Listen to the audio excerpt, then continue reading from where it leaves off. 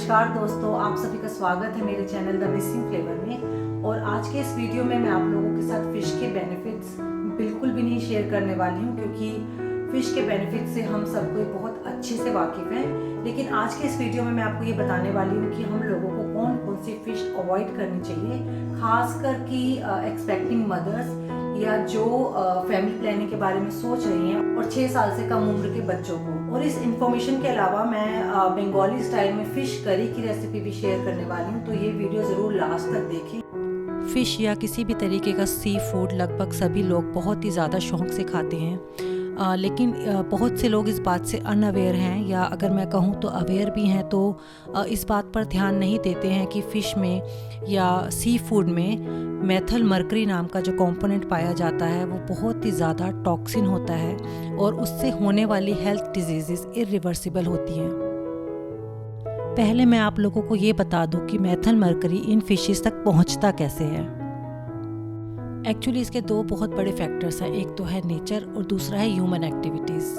अगर मैं नेचर की बात करूं तो जैसे कि वोल्केनो या फॉरेस्ट फायर से जो निकलने वाला धुआं होता है उसके अंदर पहले से ही मरकरी होता है, और जब यही मरकरी इन्वायरमेंट में माइक्रो ऑर्गेनिजम्स और बैक्टीरिया के साथ मिलता है तो ये मेथल मरकरी प्रोड्यूस करता है। ठीक वैसे ही फैक्ट्री से निकलने वाला धुआं भी मेथल मरकरी प्रोड्यूस करता है, और कुछ टाइम के बाद ये जो पार्टिकल्स होते हैं वो पानी में और ज़मीन पर धीरे धीरे सेटल होना शुरू हो जाते हैं, और इसी पानी के थ्रू जब फिशेस अपना खाना या ऑक्सीजन लेती है तो वो मेथल मरकरी उनकी बॉडी के अंदर भी चला जाता है। इसलिए आप लोगों ने नोटिस किया होगा कि जब भी आप फ़िश ख़रीदने जाते हैं या आपको कोई एडवाइस करता है कि आपको कैसी फ़िश ख़रीदनी चाहिए, तो यही आपको एडवाइस मिलती है कि आप छोटी फ़िश ख़रीदें, बड़ी फ़िश बिल्कुल मत ख़रीदें। तो उसका बहुत बड़ा कारण यही है कि जो बड़ी फ़िश हैं वो ज़्यादा दिन तक जीती हैं, इसी वजह से उनके अंदर जो है ज़्यादा मेथल मरकरी को बिल्डअप करने का टाइम होता है और ज़्यादा मेथल मरकरी उनकी बॉडी के अंदर पाई जाती है। वैसे तो ये मरकरी छोटा हो या बड़ा सभी के लिए बहुत ज़्यादा ख़तरनाक है, लेकिन एक्सपेक्टिंग मदर्स के लिए ये और भी ज़्यादा डेंजरस है, क्योंकि ये जो मरकरी है मदर के प्लेसेंटा के थ्रू अनबॉर्न बेबी के ब्रेन और नर्वस सिस्टम की ग्रोथ को इफ़ेक्ट कर सकती है। और जो वीमेन फैमिली प्लानिंग के बारे में सोच रही हैं उनके लिए भी यही एडवाइजेबल होता है कि वो हाई मरकरी वाली फ़िशेस बिल्कुल भी ना खाएं, क्योंकि इस टॉक्सिन को बॉडी से बाहर निकलने में कम से कम 1 साल का टाइम लगता है। ठीक वैसे ही हमें 6 साल से कम उम्र के बच्चों का भी ध्यान रखना चाहिए अगर वो फ़िश खाते हैं और वो फ़िश खाने के बहुत ज़्यादा शौकीन हैं, क्योंकि ये उनकी ग्रोइंग स्टेज होती है और 8 साल तक बच्चों का जो ब्रेन है वो बढ़ता है। और अगर ऐसे टाइम में हम उनको हाई लेवल मरकरी वाली फ़िशेस देंगे तो उनके इस ग्रोथ में बहुत ज़्यादा असर पड़ सकता है। तो प्लीज़ जब भी आप फ़िश ख़रीदें या खाएं तो इन बातों का ख़ास ध्यान रखें। और मैं आप लोगों के साथ एक शीट मैंने काफ़ी रिसर्च करके बनाई है, जब मैं अपने बच्चों के लिए प्लान कर रही थी फ़िश देना, तो आप वो शीट देख सकते हैं जिसमें मैंने हाईएस्ट लेवल, मॉडरेट लेवल और लोवेस्ट लेवल मरकरी फ़िशेस के बारे में लिखा हुआ है।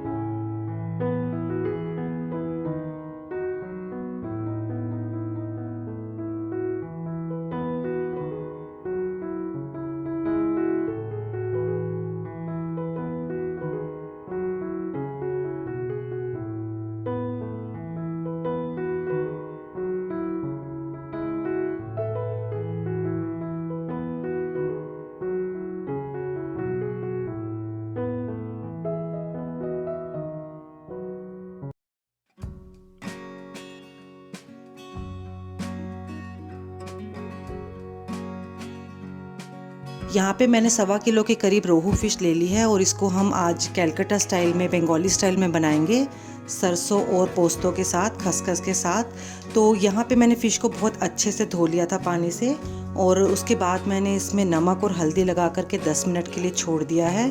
और अब इसको मैं मस्टर्ड ऑयल में फ्राई करूँगी। मुझे यहाँ पे डीप फ्राई नहीं करना है, थोड़ा थोड़ा सा तेल लगा करके हम इसको फ्राई करेंगे। और आपको हमेशा फ़िश के लिए जो है वो मस्टर्ड ऑयल ही यूज़ करना है इस तरह की रेसिपी के लिए, क्योंकि इससे जो है इस फ़िश का फ्लेवर और ज़्यादा अच्छा आता है। तो यहाँ पे मैंने सरसों का तेल ले लिया है और उसको अच्छे से गर्म करके गैस धीरे कर दिया है।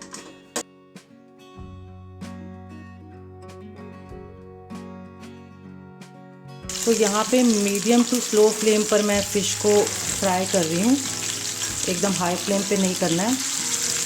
और जब तक फ़िश नीचे से अच्छे से गोल्डन ब्राउन नहीं हो जाए तब तक आपको इसको पलटना नहीं है, क्योंकि अगर आप इसको पहले पलट देंगे तो ये फ़िश टूट सकती है, क्योंकि ये बहुत सॉफ्ट होती है। तो जब तक इसका एक क्रस्ट ना आ जाए तब तक इसको नहीं पलटना है। जैसे मैंने अब इसको पलटा तो ये बिल्कुल टूटी नहीं है। और जब ये दूसरी तरफ से भी अच्छे से फ्राई हो जाएगी तब मैं इसको बाहर निकालूंगी।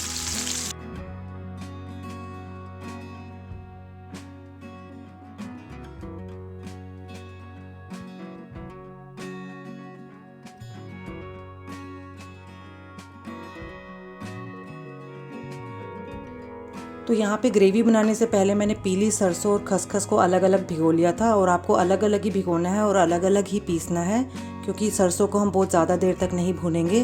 तो यहाँ पे मैं पीसने के लिए सिलबट्टे का इस्तेमाल करूँगी। तो ये सरसों कुछ ऐसे पीस गई है, और ऐसे ही मैंने खसखस भी पीस ली थी। तो अगर आपको लग रहा है कि आपके दाने अभी भी कुछ बाकी हैं या अच्छे से नहीं कुछ हो पाया, तो आप क्या कर सकते हैं कि खसखस का जो पेस्ट बना है और जो सरसों का पेस्ट बना है उसमें थोड़ा सा पानी डाल करके मैंने इसको अच्छे से छान लिया है। तो ये अगर आपके ये जो छिलके हैं वो ऊपर आ सकते हैं, तो ऐसा करने से जो ग्रेवी का जो टेक्सचर होगा ना वो काफ़ी क्रीमी और स्मूथ आएगा। तो आप ये वाला प्रोसेस भी ऐड कर सकते हैं अपनी ग्रेवी बनाने से पहले। फिर अदरक और हरी मिर्च का पेस्ट,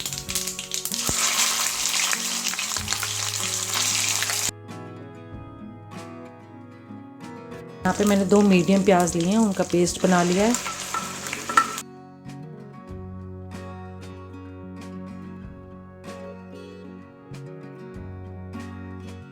जब ये प्याज अच्छे से भुन जाएं तो यहाँ पे मैंने नमक, मिर्च, हल्दी और सूखा धनिया मसाला ले लिया था, उसमें थोड़ा पानी डाल दिया है। तो हल्दी कम, सूखा धनिया थोड़ा ज़्यादा और देगी मिर्च सूखे धनिया से थोड़ी कम। तो ये पानी मैं इसलिए डाल देती हूँ ताकि मसाला जो है जले ना।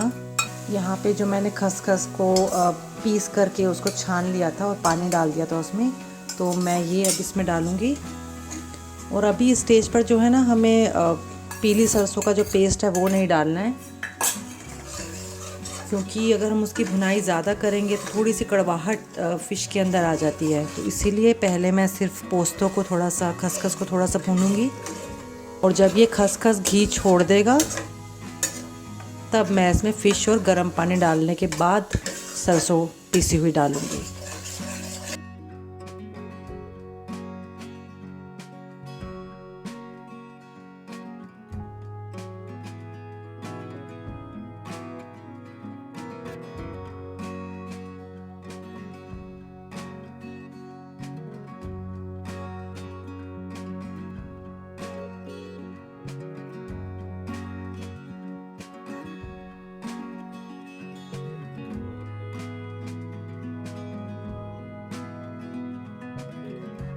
और अभी ना आपको इस टाइम पे जो है फ़िश को बहुत आराम से मिलाना है, क्योंकि फ़िश थोड़ी सी डेलिकेट होती है। अगर आप इसको बहुत ज़्यादा तेज़ी से मिलाएंगे तो ये टूट जाएगी और देखने में भी सुंदर नहीं लगेगी।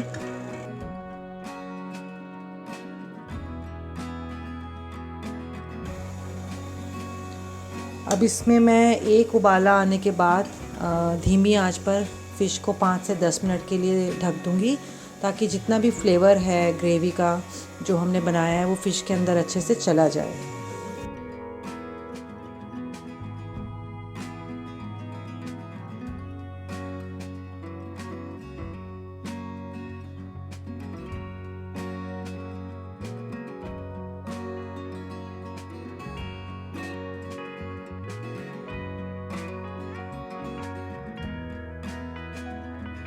तो ये मेरी बंगाली स्टाइल में सरसों और खसखस के साथ फ़िश करी तैयार है। और अगर आपको ये वीडियो अच्छा लगा हो तो लाइक, कमेंट और सब्सक्राइब ज़रूर कीजिएगा। Thank you.